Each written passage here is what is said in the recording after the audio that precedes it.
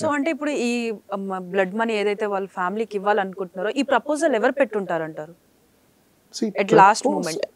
Two things అండి. ఇప్పుడు proposal పెట్టడం ఇన్ ద సెన్స్ అక్కడ వాళ్ళ జడ్జ్మెంట్లో ఏముందనేది మనం చాలా చూడాల్సిన అవసరం ఉంది. ఎందుకంటే సపోజ్ ఇప్పుడు బ్లడ్ మనీ ఆఫర్ చేస్తామని చెప్పిన అవుట్ ఆఫ్ ద కోర్ట్ వాళ్ళు ఏమైనా డిస్కషన్ చేసుకొని సెటిల్మెంట్కి వచ్చారా అనేది ఒక క్వశ్చన్.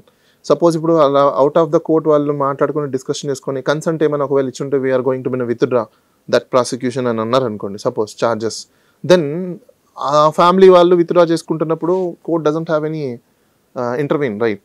ఎందుకంటే వాళ్ళకే వద్దనుకుంటున్నప్పుడు who are everything and prosecutor has to become and interest ఏం లేదు అక్కడ. సో కాబట్టి అలాంటి సందర్భాలు అవుట్ ఆఫ్ ద కోర్ట్ ఏమైనా జరిగి ఉన్నాయేమో వీ డోంట్ నో. సో అలా జరిగే అవకాశాలు కూడా సమ్ టైమ్స్ ఉంటాయి.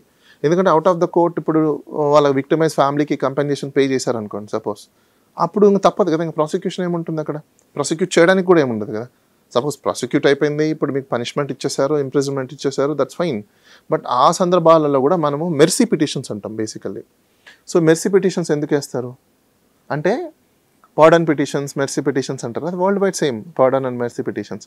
అంటే తప్పు జరిగిపోయింది కాబట్టి దానికి కావాల్సిన కంపెన్సేషన్ పే చేస్తాం, అనవసరంగా ఇంకో లైఫ్ని ఎందుకు స్పాయిల్ చేసుకోవడము, ఇంకో లైఫ్ని ఎందుకు డిస్ట్రాయ్ చేయడము, ఫర్దర్ రిపిటెన్స్ లేకుండా విల్ గో ఫర్ అవుట్. అదే ఇట్లాంటివి అదర్ కంట్రీస్లో ఉన్న సిటిజన్స్కి ఆఫర్ చేస్తుంటారు. డోంట్ కమ్ అంటే లైఫ్ టైం బ్యాన్ చేసేసి దిల్ సెండ్ బ్యాక్ దేర్ కంట్రీ.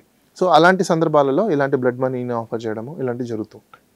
ప్రజల చేతిలో గాంధీవం, అక్రమార్కుల పాలిట పాశుపతాస్త్రం. తెలుగువారి మనస్సాక్షి సాక్షి టీవీ. సాక్షి టీవీ ప్రసారాల కోసం వెంటనే మీ లోకల్ కేబుల్ ఆపరేటర్ను సంప్రదించండి.